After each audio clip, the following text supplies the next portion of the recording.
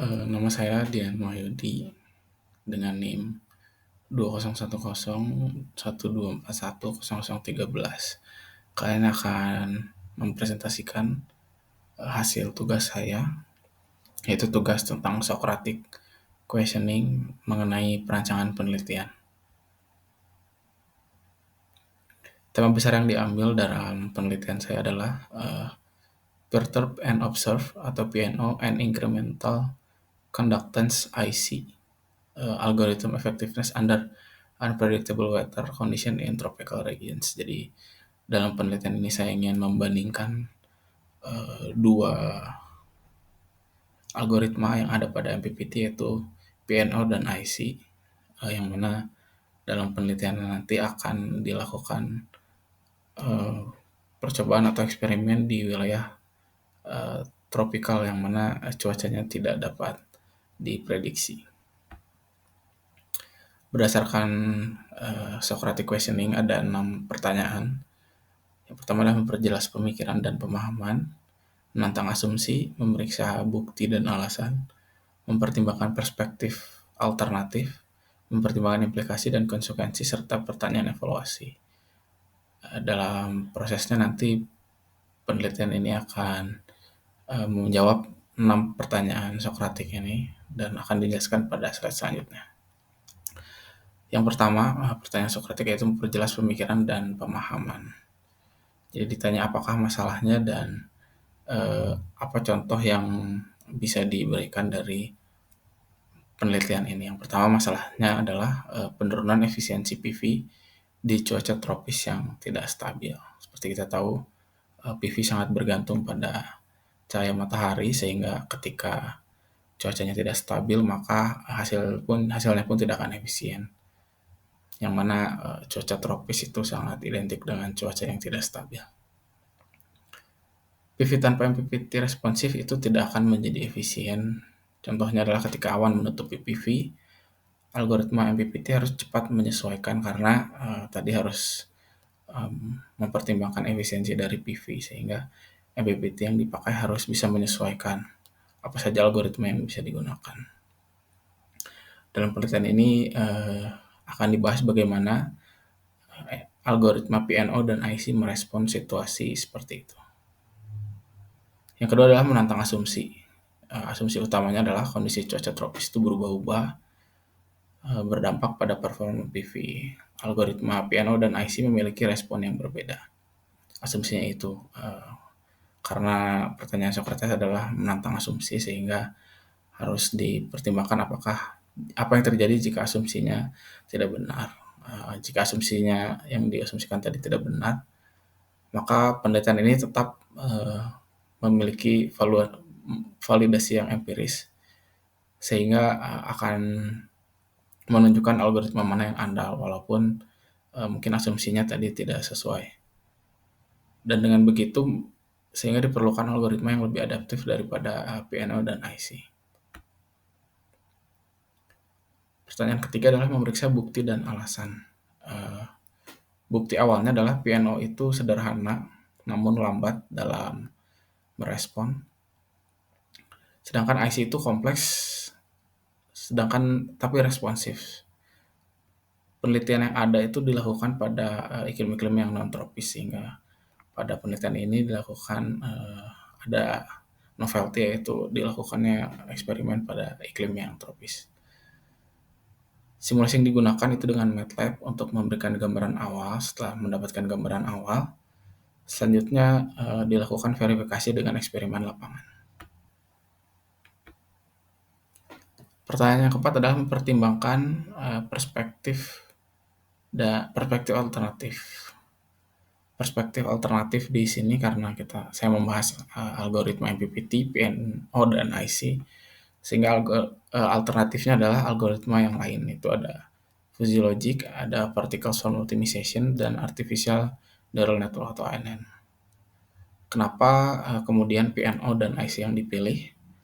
Ini mempertimbangkan yang pertama standar industri, karena industri sudah banyak menggunakan PNO dan IC. Selanjutnya tidak memerlukan komputasi yang tinggi seperti ANN atau PSO tadi. Dan Mengapa dipilih PNO dan IC? Karena ini untuk menjadi penelitian awal untuk kemudian dilakukan pendekatan-pendekatan lain. Yang mana contohnya adalah hybrid atau AI base, itu bisa menjadi kelanjutan riset setelah selesai dengan penelitian menggunakan PNO dan IC.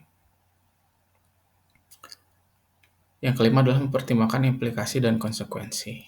Implikasi dan konsekuensi dari penelitian ini adalah setelah dilakukan perbandingan antara PNO dan IC, diharapkan produsen inverter bisa mengadaptasi algoritma PNO dan IC untuk wilayah tropis.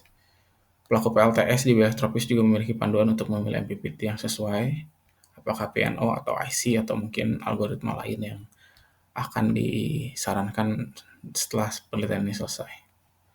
Juga konsumen akan mendapat efisiensi yang tinggi karena algoritma yang adaptif, algoritma yang responsif bisa memberikan efisiensi tinggi atau menghasilkan energi listrik yang lebih besar daripada yang lainnya. Selanjutnya adalah memperkuat desain PLTS off-grid atau hybrid, yang mana desain PLTS off-grid dan hybrid ini sangat sensitif pada fluktuasi cuaca, sehingga dengan dilakukannya penelitian ini diharapkan bisa memperkuat desain PLTS off-grid dan hybrid. Pertanyaan terakhir adalah pertanyaan evaluasi. Ini mencakup aspek penting apa dalam penelitian ini, itu dilakukan pengujian simulasi. Setelah melakukan ujian simulasi, diverifikasi dengan eksperimen. Penggunaan data aktual di wilayah tropis dan analisis statistik menggunakan root mean square error dan tracking time. Kesimpulannya divalidasi dengan pengujian pada kondisi cuaca yang berbeda pada jangka waktu tertentu. Juga ada cross validation antara simulasi dan eksperimen. Juga perbandingan dengan riset-riset sebelumnya, hasilnya seperti apa akan dibandingkan dengan penelitian di sini. Kelemahan dari penelitian ini itu eksperimennya dilakukan individu bukan secara industri, sehingga skalanya menjadi lebih kecil karena membutuhkan atau hanya sedikit sumber daya yang bisa digunakan atau resource yang ada, sehingga menjadi kelemahan dalam eksperimen ini. Dan cuaca ekstrim itu tidak selalu terjadi dalam jangka waktu eksperimen, bisa saja tidak ada cuaca ekstrim sehingga data-data anomali tidak bisa diambil. Selanjutnya adalah outline perancangan. Yang pertama di pendahuluan itu adalah latar belakang berisi tentang pentingnya energi terbarukan, PV sebagai sumber energi andalan di daerah tropis, tantangan MPPT dan dalam kondisi cuaca yang cepat berubah, dan pentingnya membandingkan MPPT yang populer, di mana dalam penelitian ini diambil algoritma MPPT yang paling populer itu PNO dan IC. Yang kedua itu rumusan masalah, bagaimana efektivitas algoritma PNO dan IC dalam kondisi cuaca tropis yang tidak menentu. Lalu tujuan penelitiannya itu mengevaluasi performa algoritma PNO dan IC dalam kondisi iradiasi dan suhu yang berubah-ubah dengan cepat sesuai yang terjadi pada kondisi cuaca tropis. Selanjutnya ada manfaat penelitian. Untuk akademik ini berkontribusi pada literatur teknik kendali dan energi dalam lingkup praktisnya, memberikan rekomendasi pemilihan algoritma untuk sistem PLTS di wilayah yang tropis. Batasan masalahnya, penelitian ini dibatasi itu dengan hanya membandingkan dua algoritma, PNO dan IC. Cuaca tropis diwakili oleh data iradiasi dan temperatur historis atau real time. Lingkup eksperimen terbatas pada skala kecil. Ini yang digunakan kurang dari 1 kilowatt peak. Selanjutnya ada tinjauan pustaka, dasar teori fotovoltaik dan MPPT, berisi karakteristik IV dan PV pada panel surya, juga prinsip kerja MPPT. Selanjutnya ada algoritma PNO, cara kerja dan kelebihan serta kelemahannya. Juga algoritma IC itu cara kerja, kelebihan dan kelemahannya. 2.4 itu penelitian terkait, menjadi studi perbandingan yang sudah dilakukan sebelumnya di iklim sedang atau subtropis, juga gap riset di iklim tropis apa saja yang belum dibahas pada penelitian-penelitian sebelumnya. Yang ketiga adalah metodologi penelitian, itu menggunakan pendekatan penelitian, itu simulasi, kombinasi simulasi antara MATLAB dan eksperimen lapangan, itu keadaan realnya.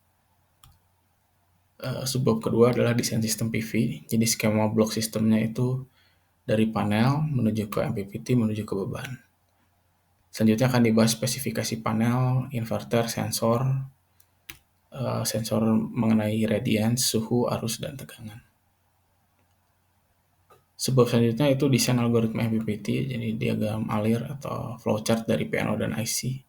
Juga parameter yang digunakan, step size, dan interval sampling. Selanjutnya ada simulasi MATLAB dan Simulink. Input datanya berupa iradiasi dan suhu tropis berdasarkan data BMKG atau mungkin digunakan data sintesis dari penelitian-penelitian sebelumnya.